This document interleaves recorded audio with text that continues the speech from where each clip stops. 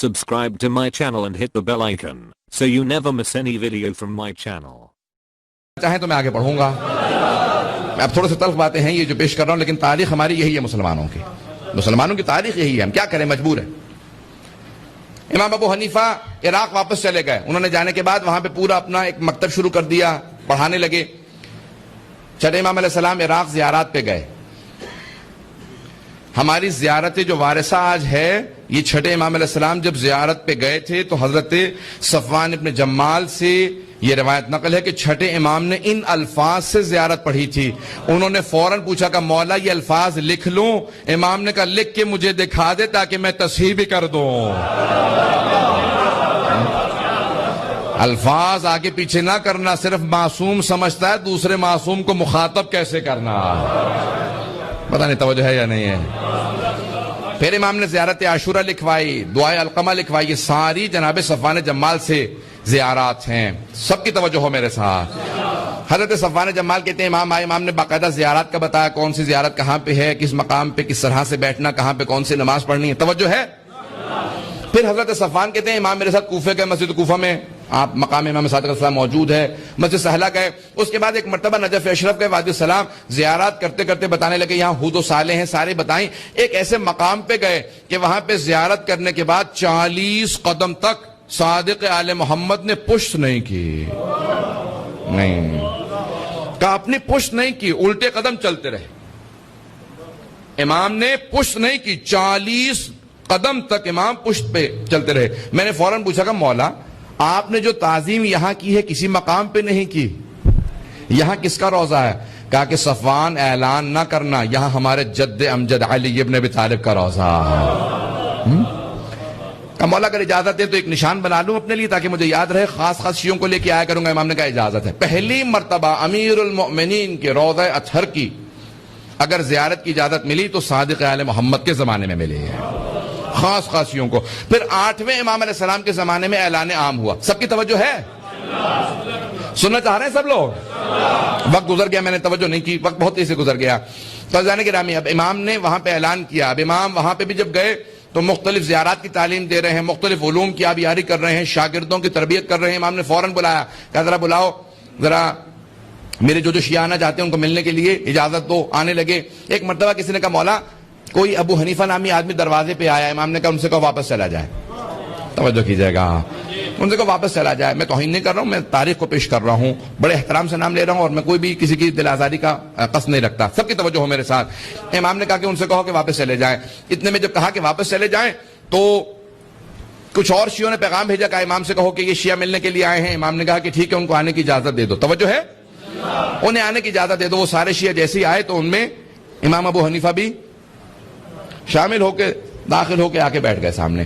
جیسے ہی آ کے بیٹھے تو امام نے ابھی کچھ کلام نہیں کیا تھا کہ ابو حنیفہ نے فوراً امام سے سوالات شروع کر دیے اور کہا کہ یہاں پہ کوفے کے اندر بہت سے لوگ بڑے بڑے صحابہ کی توہین کر جاتے ہیں, اعلان کرتے ہیں, آپ حکم دیں, فتویٰ دیں کہ یہ سب کے سب باز آ جائیں. امام نے کہا نہیں, نہ میں حکم دوں گا, نہ فتویٰ دوں گا, اور نہ روکوں گا.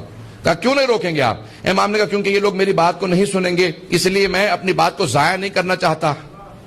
توجہ توجہ توجہ توجہ ہو سارے مجمع کی. کہ امام نے کہا میں اپنی بات کو ضائع نہیں کرنا چاہتا, اس لیے میں یہاں اعلان نہیں کروں گا. کہ نہیں, کیسے ہو سکتا, یہ 18,000 افراد کوفے میں رہنے والے سب کہتے ہیں کہ آپ کے شیعہ ہیں اور آپ کی بات نہ مانے. امام نے کہا تو بھی تو ہر جگہ بتاتا پھرتا ہے میرا شاگرد ہے.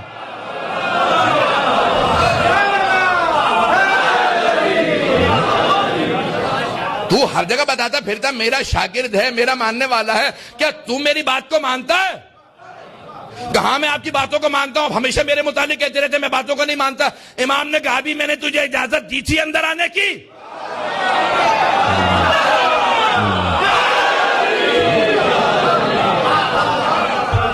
کیا ابھی میں نے اجازت دی تھی؟ کہ نہیں آپ نے اجازت نہیں دی. امام نے کہا تو بغیر اجازت کے آیا نا, بغیر اجازت کے تو نے سوال کیا.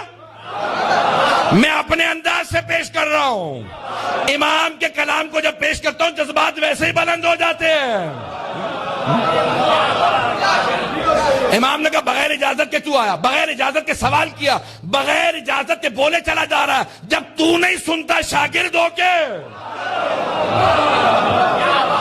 تو کیا توقع رکھتا ہے کہ سارا ملک میری باتیں سنتا پھرے گا؟ نہ میں روکوں گا نہ میں حکم دوں گا، جو جس کی توہین کرتا رہے۔ امام نے کہا میں نے سنا کہ تو بھی فتوے دینے لگا، توجہ ہو، امام نے کہا میں نے سنا کہ تو بھی فتوے دینے لگا، کہا کہ ہاں فتویٰ دیتا ہوں۔ امام نے کہا اچھا بتا مجھے کہاں سے فتویٰ دیتا ہے؟ تو کیا قرآن کے محکم و متشابہ میں تمیز کرتا ہے؟ تجھے محکم و متشابہ کا پتا ہے؟ کہاں پتا ہے؟ امام نے کہا ناسخ و منسوخ کو جانتا ہے؟ توجہ ہے کہ ناسخ و منسوخ کو جانتا ہے؟ کہ جانتا ہوں۔ امام نے کہا مدنی مکی میں تمیز رکھتا ہے؟ کہ تو کیا شان نزول سے متعلق جانتا ہے؟ تعویل و تفسیر میں فرق کرتا ہے؟ اس نے کہا سب جانتا ہوں۔ امام نے کہا اچھا میں سوال کرتا ہوں، جواب دے، وقت نہیں ہے کہ تفسیر میں جا سکوں۔ امام نے ایک مرتبہ سوال کیا، اس نے کہا ایک اور سوال کر لیجیے، یہ والا جواب میرے ذہن میں نہیں ہے۔ بہت لمبا مناظرہ کئی صفحات کا، اگر پیش کروں تو آدھا گھنٹہ لگے گا اور وقت نہیں ہے، آخری صرف سوالات پیش کر دوں گا، وقت نہیں ہے۔ اس کو پڑھیں، پورا مولا کا مناظرہ تفصیل سے پڑھیں تاکہ واضح ہو امام کا مکتب کیا۔ امام نے کہا بتا یہ آیات، ان آیات کا جواب دے۔ اس نے کہا نہیں جانتا۔ ایک اور سوال کر لے۔ امام نے دوسرا سوال کیا قرآن کی آیات سے، کہا نہیں جانتا۔ تیسرا سوال کیا، کہا نہیں جانتا۔ امام نے 5 سوال کیے، کہا نہیں میں قرآن اتنا نہیں جانتا۔ توجہ ہو، میں قرآن اتنا نہیں جانتا، حدیث بہت مجھے محکم و مضبوط ہے، ہزاروں احادیث یاد ہیں۔ امام نے کہا اچھا ذرا اپنے حدیث کے حساب سے اس مسئلے کو بتا، پیغمبر نے یہ حدیث کہاں پہ کہی تھی؟ کہ میرے اس وقت ذہن میں نہیں ہے، دوسری حدیث پوچھ لیں۔ امام نے ایک اور حدیث پوچھ لی، 5 حدیث پوچھ لی۔ اس نے کہا نہیں حدیث اس وقت ذہن میں نہیں ہے۔ امام نے کہا اچھا قرآن و حدیث سے جب نہیں بتاتا کہاں سے فتویٰ دیتا ہے؟ کہ جب قرآن و حدیث میں نہیں پاتا تو میں قیاس کرتا ہوں، قیاس کرتا ہوں۔ امام نے کہا ذرا اپنے قیاس سے بتا، زنا زیادہ بڑا گناہ ہے یا قتل؟ اس نے کہا قتل زیادہ بڑا گناہ ہے۔ امام نے کہا اچھا یہ بتا، اگر تو قیاس کو صحیح مانتا ہے اور کہتا ہے کہ قتل زیادہ بڑا گناہ ہے تو قتل میں اللہ نے 2 گواہ مانگے ہیں، زنا میں 4۔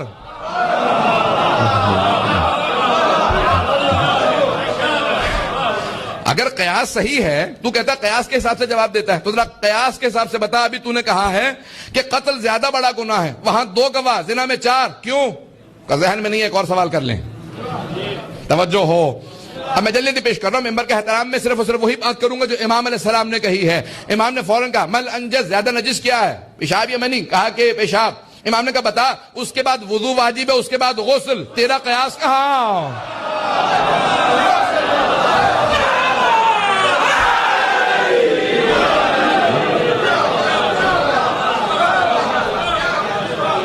امام نے قیاس سے متعلق اتنے سوالات کیے۔ امام نے کہا بتا اپنے قیاس کے حساب سے، قرآن و سنت کو نہ دیکھنا، قیاس کے حساب سے ذرا بتا نماز افضل ہے یا روزہ؟ اس نے کہا نماز افضل ہے، اس میں کوئی دو رائے نہیں ہے۔ امام نے کہا اپنے قیاس کے حساب سے بتا، خاص ایام میں مستورات کی نمازیں ساقط، روزے کی پھر بھی قضا واجب۔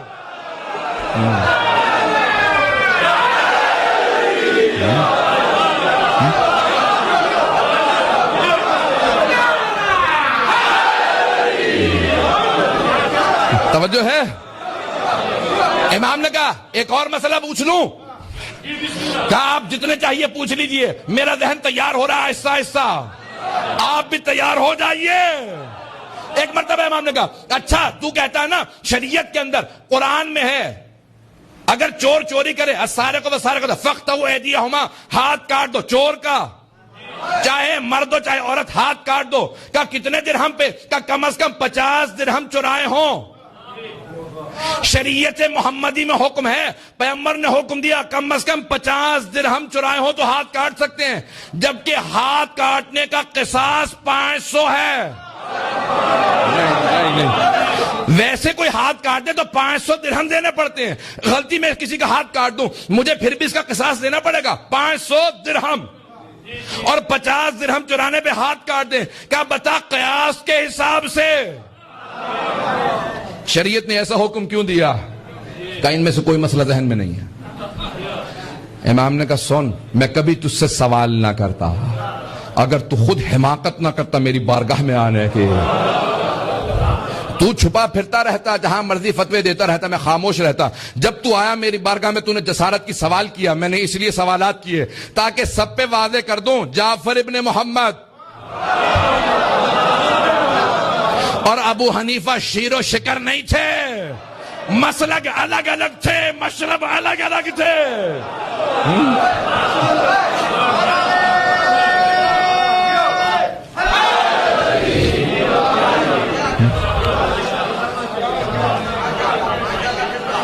کہا اب میں آپ کی ہر بات مانوں گا. میں نہیں کہہ رہا ہوں، میں پہلے ہی سے تابع ہوں. اس نے کہا میں آپ کی ہر بات مانوں گا، آپ جو کہیں گے میں آپ کی بات مانوں گا. امام نے کہا تو جھوٹ کہتا ہے، تو نہیں مانے گا. توجہ سے سنیے گا. امام نے کہا تو یہاں سے اٹھ کے جا گا. سن، اذا افتیت، اگر تو فتویٰ دیتا ہے تو ہلکت و اہلک، تو خود بھی ہلاک ہوگا اور جو تیری پیروی کرے گا اسے ان سب کو ہلاک کر دے گا. کہا آج سے آپ سے وعدہ، آج کے بعد سے فتویٰ نہیں دوں گا. امام نے کہا جھوٹ کہتا ہے، دنیا کی محبت تیرے دل میں اتنی رچ بس چکی ہے، تو یہاں سے اٹھ کے باہر جائے گا، پھر میری توہین کرے گا، پھر کہے گا فتویٰ دوں گا.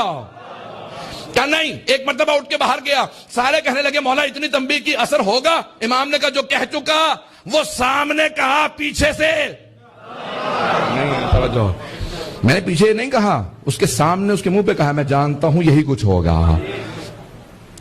کیا ہوا؟ اسی مہینے اس نے کہا یہ بزرگ ہو چکے ہیں، ایسی ہی باتیں کرتے رہتے ہیں، ہمیشہ مجھے ڈانٹتے ہی رہتے ہیں.